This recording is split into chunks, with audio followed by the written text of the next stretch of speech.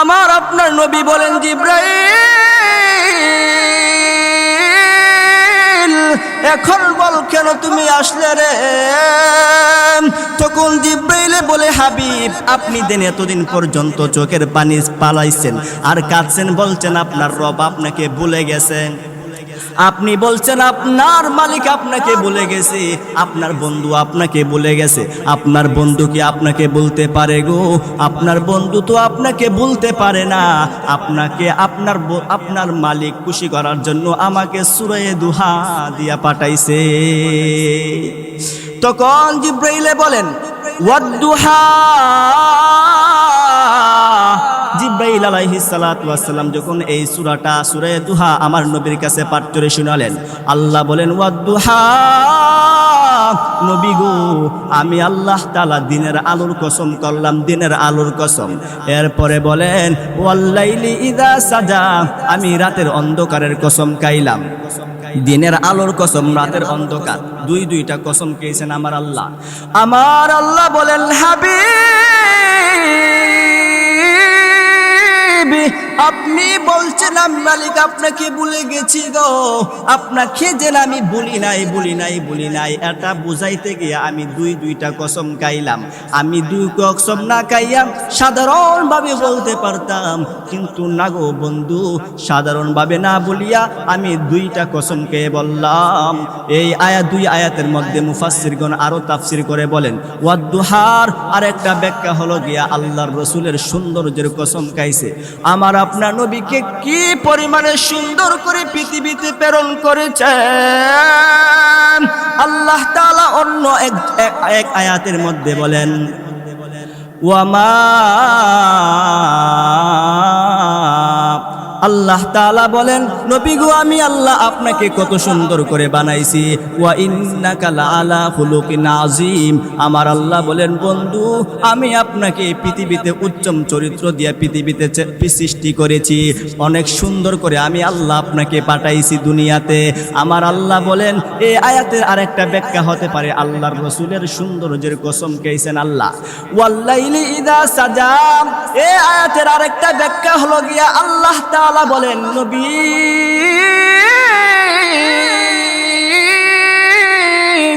আপনাকে আমি যে সুন্দর করে বানাইছি, আমার নবীর চুল ছিল বাবরি চুল, খুবই সুন্দর চুল, কালো কুসকুসে কালো চুল। এই কালো চুলের কসম খেয়েছেন আল্লাহ। আল্লাহ তাআলা দুইটা কসম কে বলতেছে, বন্ধু গো আপনি বলতেছেন আমি আপনাকে ভুলে গেছি, আমি মালিক যেন আপনাকে বলি নাই। এই কথাটা বুঝাইতে গিয়া দুইটা কসম করার পর আল্লাহ কি বলেন দেখেন, মা ওয়াদ্দাআকা রাব্বুকা ওয়া মা ক্বালা। আমার আল্লাহ বলেন, হাবিব আমি আল্লাহ তাআলা বিসমিল্লাহির রহমানির রহিম ওয়াদ-দুহা ওয়াল-লাইলি ইযা সাজা মা ওয়াদ্দাআকা রাব্বুকা ওয়া মা ক্বালা ওয়ালাল আখিরাতু খায়রুল লাকা মিনাল উলা ওয়ালাসাউফা ইউ'তিকা রাব্বুকা ফাতারদা আলাম ইয়াজিদিকা ইয়াতীমান ফাআওয়া ওয়া ওয়াজাদাকা দাল্লান ফাহাদা ওয়া ওয়াজাদাকা আইলান ফাআগনা فأما اليتيم فلا تقهر وأما السائل فلا تنهر وأما بنعمة ربك فحدث صدق الله مولانا العظيم وصدق رسوله النبي الحبيب الكريم ونحن على ذلك من الشاهدين والشاكرين والذاكرين والحمد لله رب العالمين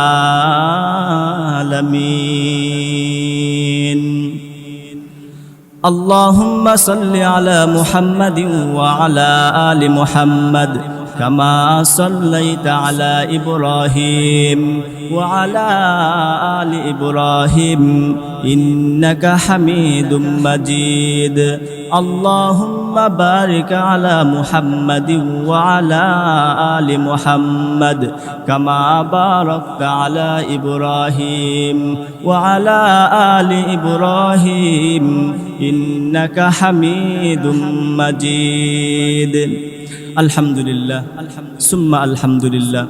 মহান রব্বুল ইজ্জত ওয়াল জালালের দরবারে সর্বপ্রথম শুকরিয়া জ্ঞাপন আদায় করছি যে মহান রব্বুল ইজ্জত ওয়াল জালাল আমাকে আপনাদেরকে দুনিয়াবি সমস্ত ঝামেলা থেকে ফারেক করে বরকতপূর্ণ মজলিস উলামায়ে কেরামদের মজলিসে আসার এবং বসার আলোচনা করার এবং শ্রবণ করার তৌফিক দান করেছেন। এই জন্য মহান রব্বে কারিমের দরবারে অন্তরের অন্তঃস্থল থেকে ইমানের আওয়াজকে উঁচু করে জোরে সুরে বলি আলহামদুলিল্লাহ। সম্মানিত উপস্থিতি,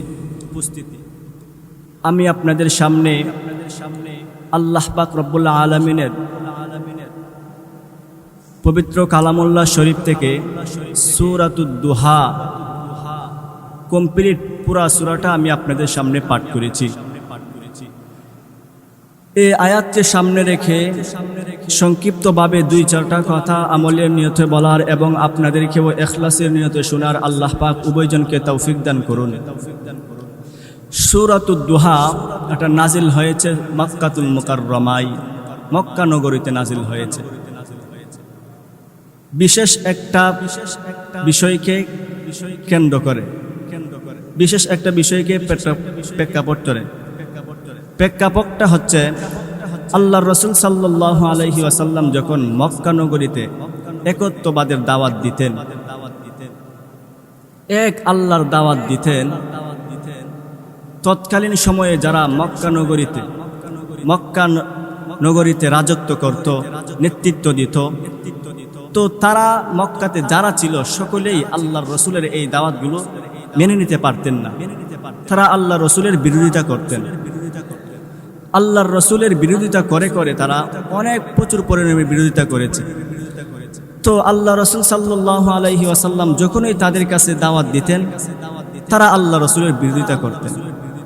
তো তৎকালীন সময়ে যারা মক্কা নগরীতে নেতৃত্ব দিত, রাজত্ব করত, তো তারা তাদের মধ্যে অনেকেই বলাবলি করতে লাগলো যে আমরা মুহাম্মদের সাথে এভাবে কোনোভাবেই তার সাথে পারা সম্ভব হবে না, কারণ তার কাছে আসমানি এলেম আর আমাদের কাছে হলো দুনিয়াবি এলেম। দুনিয়াবি এলেম দিয়ে আসমানি এলেমদের সাথে পারবো না। তাকে যদি আমরা প্রশ্ন করে আটকাইতে চাই তাহলে আসমানি এলেম জানে এমন কিছু লোক লাগবে। তারা বলল তাহলে কি করা যায় এখন? তো তাদের মধ্যে অনেকে বলল আমাদের মক্কা নগরীতে তো তাওরাতের এলেম নাই, আবার মদিনাতে কম নাই, অনেক আছে মদিনাতে। তো তোমরা কয়েকজন যাও তাওরাতের আলেমদের কাছে মদিনাতে, তারা যেভাবে পরামর্শ দেয় সেভাবে তোমরা করবা। তো মক্কা থেকে মদিনায় চলে গেলেন, প্রায় 400-450 মাইল কিলোমিটার অতিক্রম করে গিয়া তাওরাতের এলেম যাদের কাছে আছে তাদেরকে জিজ্ঞাসা করলো যে আমাদের কাছে আমাদেরই চাচা, আমাদেরই ভাতিজা, আমাদেরই আত্মীয় স্বজন, খুবই কাছের মানুষ আব্দুল্লাহর পুত্র মুহাম্মদ, সে হঠাৎ করে একদিন আমাদের কাছে এসে বলে সে নাকি নবী, একত্ববাদের দাওয়াত দেয়। আমরা আমাদের বাপদাদার ধর্ম পালন করতেছি, আমাদের বাপদাদার ধর্মের মধ্যে সে চুনকালি দেয়। এখন আমাদের মধ্যে সমস্যা হইতেছে, এখন কি এমন কাজ করলে যে আব্দুল্লাহর পুত্র মুহাম্মদকে আটকাইতে পারবো, এমন একটা পদ্ধতি, এমন একটা ব্যবস্থা আপনি আমাদেরকে শিখাইয়া দেন। তো তাওরাতের এলেমের কাছে যে লোকের কাছে গেল, সে বলল তাকে যদি তোমরা আটকাইতে চাও তাকে গিয়া তোমরা 3টা প্রশ্ন করবা। 3টা প্রশ্ন যদি সে 3টা প্রশ্নের উত্তর যদি সে দিতে পারে তাহলে তোমাদের উচিত তোমরা কালিমা পড়ে মুসলমান হয়ে যাওয়া। আর যদি সে এই 3টা প্রশ্নের উত্তর দিয়ে দেয় তাহলে তো তোমরা এই কালিমা পড়ে মুসলমান হবেই। আর যদি সে 3টা প্রশ্নের উত্তর না দেয় তাহলে মনে করবা সে কোনো নবী টবি না, সে মিথ্যা কথা বলে।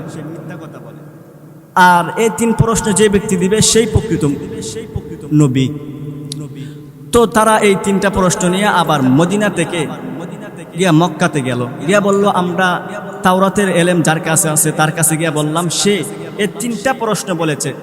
তো তারা মক্কার যত লিডাররা আছে, যত রাজত্ব তারা দিত, নেতৃত্ব যাদের মাধ্যমে মক্কা নগরী তৎকালীন সময়ে চলতো, তারা আব্দুল্লাহর পুত্র মুহাম্মদ রাসূল সাল্লাল্লাহু আলাইহি ওয়াসাল্লামের কাছে গেল। রাসূল সাল্লাল্লাহু আলাইহি ওয়াসাল্লামের কাছে গিয়া বলল, কয়ো মুহাম্মদ, তুমি না একত্ববাদের দাওয়াত দাও, তুমি তো আমাদেরই বাতিজা, আমাদেরই কাছের মানুষ, তো তুমি এমন আচরণ করো, আমরা তোমাদের মধ্যে আর আমাদের মধ্যে আর তোমার মধ্যে কোনো বেজাল রাখতে চাই না। এখন আমরা চাই সবাই একনেক হয়ে যায়। এখন তোমার কাছে আমরা 3টা প্রশ্ন করব। এই 3টা প্রশ্নের উত্তর যদি তুমি দিতে পারো তাহলে আমরা তোমার দাওয়াত গ্রহণ করব এবং কালিমা পড়ে মুসলমান হব। আল্লাহ রাসূল সাল্লাল্লাহু আলাইহি ওয়াসাল্লাম তো খুব খুশি। রাসূল সাল্লাল্লাহু আলাইহি ওয়াসাল্লাম যখনই শুনতেন কোনো মানুষে ইসলাম গ্রহণ করবে তখন খুব খুশি হতেন। আর এরা তো মক্কার যত লিডার, যত রাজত্ব যাদের মাধ্যমে মক্কা নগরী চলতো তারা। তো আল্লাহ রাসূল বলেন, ঠিক আছে, তোমাদের এই 3 প্রশ্নের উত্তর আমি আগামীকাল দিব। তো ঠিক আছে, আগামীকাল তুমি দেবা, ঠিক আছে আমরা আগামীকাল আসবো। আগামীকাল যখন মক্কার লিডাররা আল্লাহ রাসূলের কাছে আসলেন, আয়া বলতেছে, কই মুহাম্মদ, আমাদের 3 প্রশ্ন। তো আল্লাহ রাসূল বললেন, আজকে হয় নাই, আগামীকাল দিব। এভাবে তারা চলে গেল। পরের দিনও আসলেন, আসার পর আবার বলতেছে, হে মুহাম্মদ, আমাদের 3 প্রশ্ন। এভাবে 3-4 দিন হয়ে গেল, উত্তর দিতে পারতেছে না, বলে আগামীকাল আগামীকাল। এভাবে 1 সপ্তাহ অতিক্রম হয়ে গেল। কোন বর্ণনার মধ্যে আসছে 15 দিন, কোন বর্ণনার মধ্যে আসছে 40 দিন। তো এভাবে অতিক্রম হওয়ার পরই সাধারণ কোনো মানুষের কাছে যখন এভাবে প্রশ্ন করে, সেও অতিরিক্ত বিরক্ত হয়ে যায়। আপনার মসজিদের ইমাম সাহেবের কাছে যদি একটা প্রশ্ন করেন আর এই প্রশ্নের উত্তরটা সে দিতে না পারে, বলে আগামীকাল দিব, তো আপনি বুঝবেন মনে হয় আজকে রাত্রে বা আজকে কোনো সময় মোতালা করবে, মোতালার পরে আমাকে আগামীকাল বলবে। সকল আল্লাহ রাসূল এভাবে উত্তর দিতে পারতেছে না, কারণ আল্লাহ রাসূল তো জানতেন যে আমার কাছে জিব্রাইল আসে, আমার কাছে সকালে আসে, বিকালে আসে। আল্লাহ রাসূলে এভাবে প্রশ্নের উত্তর দিতে পারতেছে না। আর উত্তর না দেওয়ার কারণে ওই যে লিডাররা উত্তর দিতে পারতেছে না, সারা সকল জায়গার মধ্যে আলোড়ন সৃষ্টি করিয়া দিল।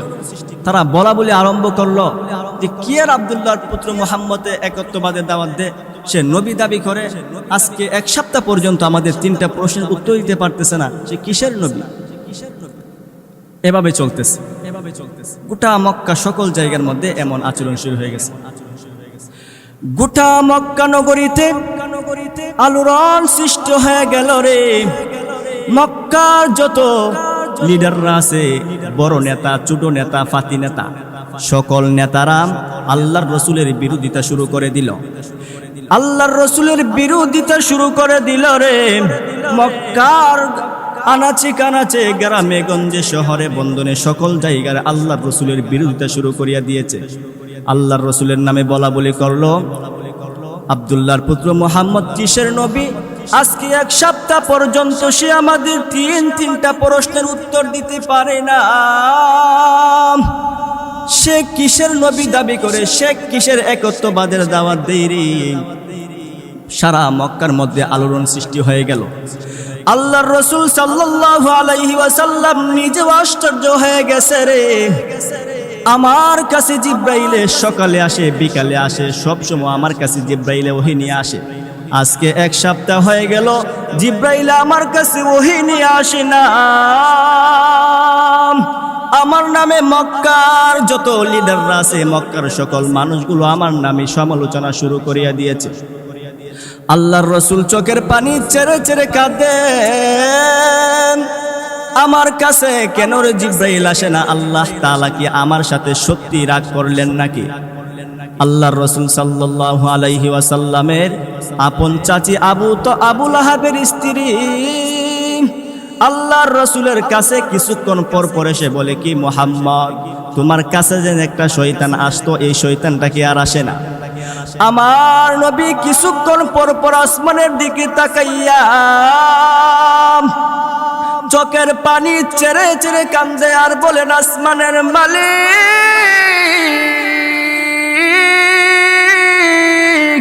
সত্যি কি আপনি আমি মুহাম্মদকে ভুলে গেছেন গো?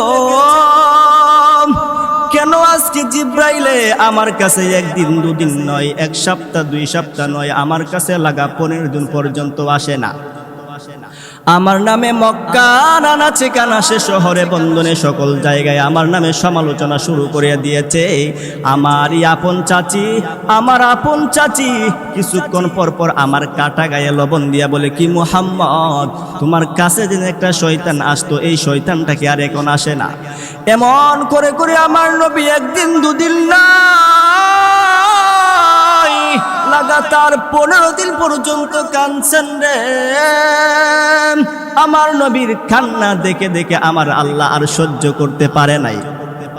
আমার আল্লাহ জিব্রাইলকে ডাক দিয়ে বলেন, জিব্রাইল, যারে আমার বন্ধুকে আর আমি কাঁদাইতে চাই না। আমার বন্ধু বহু কাঁদছে, বেশি কাঁদালাইছে। আমার বন্ধু কান্না আর আমি সহ্য করতে পারি না। তুমি আমার বন্ধুর কাছে সূরা দুহা হাদিয়া নিয়ে যাও।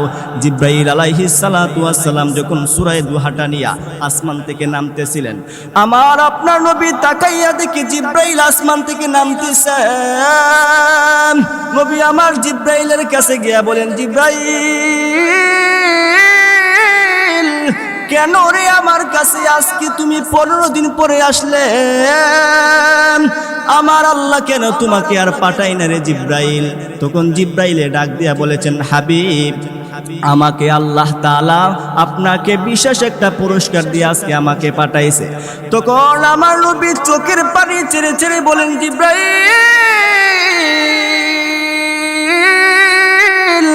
আগে বললে কেন তুমি আসো নাই? আমার নামে মক্কার আনাচে কানাচে শহরে বন্দনে সকল জায়গায় আমার নামে সমালোচনা শুরু হয়ে গেছে। তুমি কি জানো না আমি কি পরিমাণে কাঁদছি রে জিব্রাইল? আমার এই চোখের পানি কি পরিমাণ ঝরছে জানোনি? আমার চোখের পানি বহু পড়ছে রে জিব্রাইল, আগে বলো কেন আসে নাই? তখন জিব্রাইলে বলে, হাবিব, আমি তো আপনার কাছে আসতে চাই গো, কিন্তু আমার মালিক যেন আমাকে আসতে দেই না। তখন আমার নবী বলেন, জিব্রাইল, কেন রে আমার আল্লাহ তোমাকে নিষেধ দিছে? তাহলে কি সত্যি আমার আল্লাহ আমাকে ভুলে গেছে? আমার আল্লাহ কি সত্যি আমাকে ভুলে গেছে? আমার আল্লাহ কি সত্যি আমার প্রতি ভুলে গেছে? আমার প্রতি আমি মুহাম্মদকে ভুলে গেছে? এমন করে করে আল্লাহর রাসূল যখন কাঁদতেছিলেন, আল্লাহ তাআলা আল্লাহর নবীর কাছে জিব্রাইলে ডাক দিয়া বলেন, হাবিব, আপনি চিন্তা কইরেন না গো, আপনাকে আপনার কয়েকদিন আগে আপনার কাছে মক্কার লিডাররা আসছিল। গত 15 দিন আগে আপনার কাছে মক্কার বড় বড় লিডাররা আপনার কাছে আসছিল, এসে তিনটা প্রশ্ন করেছিল গো। আপনি এই 3টা প্রশ্নের উত্তর দিবেন। আপনি বলেছেন আগামীকালকে দিবেন। আপনার এই কথাটা আমার আল্লাহ পছন্দ করেন নাই। আমার আল্লাহ আমার আপনার নবী বলেন, জিব্রাইল, এখন বল কেন তুমি আসলে রে? তখন জিব্রাইলে বলে, হাবিব, আপনি দেন এতদিন পর্যন্ত চোখের পানি পালাইছেন আর কাঁদছেন, বলছেন আপনার রব আপনাকে ভুলে গেছেন। আপনি বলছেন আপনার মালিক আপনাকে ভুলে গেছে, আপনার বন্ধু আপনাকে ভুলে গেছে। আপনার বন্ধু কি আপনাকে বলতে পারে গো? আপনার বন্ধু তো আপনাকে বলতে পারে না। আপনাকে আপনার মালিক খুশি করার জন্য আমাকে সূরা দুহা দিয়া পাঠাইছে। তখন জিব্রাইলে বলেন, ওয়াদ দুহা। জিব্রাইল জিবরাইল আলাইহিস সালাতু ওয়াস সালাম যখন এই সূরাটা সূরা দুহা আমার নবীর কাছে পাঠ করে শোনালেন, আল্লাহ বলেন ওয়াদ-দুহা, নবী গো আমি আল্লাহ তাআলা দিনের আলোর কসম করলাম, দিনের আলোর কসম। এরপরে বলেন ওয়াল-লাইলি ইযা সাজা, আমি রাতের অন্ধকারের কসম খাইলাম। দিনের আলোর কসম, রাতের অন্ধকার, দুইটা কসম খেয়েছেন আমার আল্লাহ। আমার আল্লাহ বলেন হাবিব, আপনি বলছেন আমি মালিক আপনাকে ভুলে গেছি গো, আপনাকে যেন আমি বলি নাই, এটা বুঝাইতে গিয়ে আমি দুইটা কসম খাইলাম। আমি দুই কসম না খাইয়া সাধারণভাবে বলতে পারতাম, কিন্তু না গো বন্ধু, সাধারণভাবে না বলিয়া আমি দুইটা কসম খেয়ে বললাম। এই দুই আয়াতের মধ্যে মুফাসসিরগণ আরো তাফসীর করে বলেন ওয়াদ-দুহার আরেকটা ব্যাখ্যা হলো গিয়া আল্লাহর রাসূলের সৌন্দর্যের কসম খাইছে। আমার আপনার নবীকে কি পরিমাণে সুন্দর করে পৃথিবীতে প্রেরণ করেছেন আল্লাহ তাআলা অন্য এক আয়াতের মধ্যে বলেন ওয়ামা, আল্লাহ তাআলা বলেন নবী গো আমি আল্লাহ আপনাকে কত সুন্দর করে বানাইছি, ওয়া ইন্নাকা লাআলা খুলুকিন আযীম। আমার আল্লাহ বলেন বন্ধু আমি আপনাকে পৃথিবীতে উচ্চম চরিত্র দিয়ে পৃথিবীতে সৃষ্টি করেছি, অনেক সুন্দর করে আমি আল্লাহ আপনাকে পাঠাইছি দুনিয়াতে। আমার আল্লাহ বলেন এই আয়াতের আরেকটা ব্যাখ্যা হতে পারে আল্লাহর রাসূলের সৌন্দর্যের কসম খেয়েছেন আল্লাহ। ওয়াল-লাইলি ইযা সাজা, এই আয়াতের আরেকটা ব্যাখ্যা হলো গিয়া আল্লাহ তাআলা বলেন নবী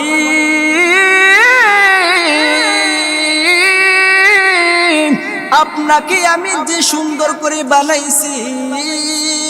আমার নবীর চুল ছিল বাবরি চুল, খুবই সুন্দর চুল, কালো কুসকুসে কালো চুল। এই কালোর চুলের কসম খেয়েছেন আল্লাহ। আল্লাহ তাআলা দুইটা কসমকে বলতেছে বন্ধু গো আপনি বলতেছেন আমি আপনাকে ভুলে গেছি, আমি মালিক যেন আপনাকে বলি নাই, এই কথাটা বুঝাইতে গিয়া দুইটা কসম করার পর আল্লাহ কি বলেন দেখেন, মা ওয়াদ্দাআকা রাব্বুকা ওয়া মা ক্বালা। আমার আল্লাহ বলেন হাবিব আমি আল্লাহ তাআলা মা ওয়াদ্দাআকা রাব্বুকা, আপনার রব আপনাকে ভুলে নাই, ওয়া মা ক্বালা, এবং আপনার প্রতি বিদ্রুপ হন নাই গো বন্ধু। আপনি বলতেছেন আপনাকে আমি আল্লাহ ভুলে গেছি, না গো বন্ধু বলি নাই। ওয়া মা ওয়াদ্দাআকা রাব্বুকা ওয়া মা ক্বালা, আপনার রব আপনাকে ভুলে নাই, আপনার প্রতি বিদ্রুপ হন নাই গো বন্ধু। এরপরে আল্লাহ তাআলা বলেন ওয়ালাল আখিরাতু খায়রুল লাকা মিনাল উলা। আল্লাহ বলে হাবিব আপনাকে ইহকালের অপেক্ষায় পরকাল বহুগুণে উত্তম হবে গো বন্ধু আপনার জন্য। ইহকালের অপেক্ষায় পরকাল আপনার জন্য বহুগুণে উত্তম হবে। এরপরে আল্লাহ তাআলা বলেন ওয়ালা সাউফা ইউতিকা রাব্বুকা ফাতারদা, ওয়ালা সাউফা খুব শীঘ্রই, তাৎক্ষণিক, খুবই তাড়াতাড়ি, ইউতিকা রাব্বুকা আপনার রব আপনাকে এমন দেওয়া দিবে, ফাতারদা আপনি বন্ধু খুশি হয়ে যাবেন। আমার আল্লাহ বলতেছেন হাবিব আপনি বলতেছেন আমি আল্লাহ আপনাকে ভুলে গেছি, বলি নাই গো বন্ধু। ওয়ালা সাউফা আপনাকে এমন দেওয়া দেব, ইউতিকা রাব্বুকা ফাতারদা, আর আপনি এগুলো পাইয়া আপনি বন্ধু খুশি হয়ে যাবেন। আল্লাহ তাআলা আমার আপনার নবীকে কি দান করবেন যে কারণে আল্লাহর রাসূল খুশি হয়ে যাবে? আল্লাহর রাসূল বলেন ওগো আমার মালিক আমাকে কি দান করবেন? এই আয়াতের ব্যাখ্যার মধ্যে মুফাসসিরগণ লেখেন আল্লাহ তাআলাকে মক্কা বিজয়ের সুসংবাদ দিয়েছেন, মক্কা বিজয় করে শোনাবেন। আমার আল্লাহ তাআলা আমার আপনার নবী আল্লাহ তাআলার কাছে আরজ করলেন ওগো আসমানের মালিক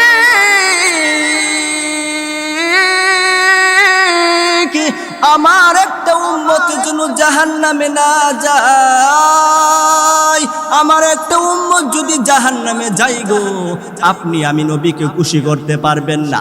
এমন করে করে আমার আপনার নবী আল্লাহ তাআলার কাছে বলবে, ও আসমানের মালিক, আপনি বলতেছেন আমাকে খুশি করবেন, আমার একটা উম্মত যদি জাহান্নামে যায় তাহলে আপনি আমি নবীকে খুশি করতে পারবেন না।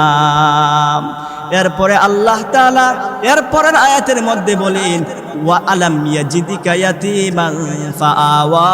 আল্লাহ তাআলা বলেন, হাবিব আলাম ইয়াজিদিকা ইয়াতীমান ফাআওয়া, আমি আল্লাহকে আপনাকে এতিম অবস্থায় পাই নাই। আপনি বন্ধু তো এমন এক অবস্থায় ছিলেন, ওগো হাবিব আপনি তো ছিলেন এতিম, আপনি এতিম ছিলেন, আমি আল্লাহ তাআলাকে আপনাকে ভালোবাসি নাই। আলাম ইয়াজিদিকা ইয়াতীমান ফাআওয়া, আপনি বন্ধু তো ছিলেন, আপনি নবী তো ছিলেন এতিম অবস্থায় তো আমি আপনাকে বলি নাই। আর এখন আপনাকে আমি ভুলে যাব, এখন আপনার প্রতি আমি রাগ করব। বন্ধু গো, না না, আমি আপনার প্রতি রাগ করি নাই। এরপরে আল্লাহ তাআলা বুঝাইতে চাইতেছেন, ও হাবিব আপনি বলতেছেন আমি ভুলে গেছি না, বলি নাই। আলাম ইয়াজিদিকা ইয়াতীমান ফাআওয়া, আমি আল্লাহ আপনাকে তো এমন একটা অবস্থায় পেয়েছিলাম হাবিব, যেই সময় আপনি ছিলেন এতিম, আমি এতিম অবস্থায় তো আপনাকে ফালাই দেই। আয়াতের মধ্যে আল্লাহ বলেন, ওয়া ওয়াজাদাকা দাল্লান ফাহাদা। ওগো আমার হাবিব, আপনি বলতেছেন আমি আল্লাহ আপনাকে ভুলে গেছি, কেমনে বলতে পারি? ওয়া ওয়াজাদাকা দাল্লান ফাহাদা, আপনি তো পথভ্রষ্ট ছিলেন, আপনি তো পথ হারা ছিলেন। বন্ধু গো, আপনি পথ হারা যেই সময় ছিলেন সেই সময় তো আমি আপনাকে বলি নাই। আর এখন আপনি বলতেছেন আমি এখন ভুলে গেছি, আপনি যেই সময় পথ হারা ছিলেন তখনই তো আমি আপনাকে বলি নাই। আল্লাহ বলেন, ফাহাদা, আমি আপনাকে বলি নাই, পথ হারা থেকে কি আমি আপনাকে আলো দেখাই নাই, অন্ধকার থেকে আলো দেখাই নাই? বন্ধু গো, আমি আপনাকে আলো দেখিয়েছি। ও বন্ধু, আপনি বলতেছেন আমি ভুলে গেছি, বলি নাই। এটা বুঝাইতে গিয়ে আল্লাহ তাআলা বলেন, বন্ধু ওয়া ওয়াজাদাকা দাল্লান ফাহাদা, আপনি তো ছিলেন পথভ্রষ্ট, পথ হারা ছিলেন, আমি না আপনাকে পথ দেখিয়েছি। আমার আল্লাহ পরে বলেন, ওয়া ওয়াজাদাকা ইলান ফাআগুনা। আল্লাহ তাআলা বলেন, হাবিব ওয়া ওয়াজাদাকা ইলান ফাআগুনা ফাআম্মাল ইয়াতীমা ফালা তাকহার ওয়া আম্মাস সাইলা ফালা তানহার ওয়া আম্মা বিনিআমাতি রাব্বিকা ফাহাদ্দিস। আল্লাহ তাআলা বলেন, বন্ধু ফাআম্মাল ইয়াতীমা ফালা তাকহার, আপনি বলতেছেন আমি আল্লাহ আপনাকে ভুলে গেছি, আমি আল্লাহ আপনাকে ভুলি নাই। মক্কার যত লিডাররা আছে যা কিছু বলুক, আপনি কোনো টেনশন করেন না গো হাবিব, আপনি কোনো পেরেশানি হবেন না, আপনি কোনো টেনশন করার কারণ নাই। আমি আল্লাহ আপনার কাছে সাথে আগে ছিলাম, এখনো আছি, আপনি কোনো টেনশন করার কারণ নাই গো নবী। মক্কার লিডাররা আল্লাহর রাসূলের কাছে কি পরিমাণ কাঁদাইছে জানেননি? মক্কার লিডাররা আল্লাহর রাসূলকে বহু নির্যাতন করেছে, আল্লাহর রাসূলকে কি পরিমাণে নির্যাতন করছে। আল্লাহ তাআলা আমার আপনার নবীকে একদিন দুদিন নয়, লাগাতার 15 দিন পর্যন্ত কাঁদাইছে। আল্লাহর রাসূল এই কান্না দেখে আল্লাহ সহ্য করতে পারেন নাই। আমার আল্লাহ সঙ্গে সঙ্গে জিব্রাইলকে পাঠাইয়া বলেন, জিব্রাইল রে যাও, আমার বন্ধু বহু কাঁদছে, আমার বন্ধুকে গিয়া তুমি সান্ত্বনা দেউরি, আমার বন্ধুর কান্না আমি সহ্য করতে পারি নাই। কি বুঝলেন? কিসের জন্য? শুধু ইনশাআল্লাহ না বলার কারণে, ইনশাআল্লাহ না দেওয়ার কারণে আল্লাহ তাআলা আল্লাহর রাসূলকে একদিন দুদিন নয় 15 দিন পর্যন্ত কাঁদাইছে, 15 দিন পর্যন্ত কাঁদাইছে। তাহলে কি বুঝলেন এই আলোচনার দ্বারা? ইনশাআল্লাহ বলা লাগবে কি লাগবে না? যে কোনো কাজ করতে গেলে সর্বপ্রথম ইনশাআল্লাহ বলতে হবে। আপনি ধরেন আগামীকাল নারায়ণগঞ্জ থেকে ঢাকা যাবেন, আপনি সেখানেও ইনশাআল্লাহ বলতে হবে। আসলে তো আল্লাহর রাসূলকে আল্লাহ তাআলা কাঁদানোর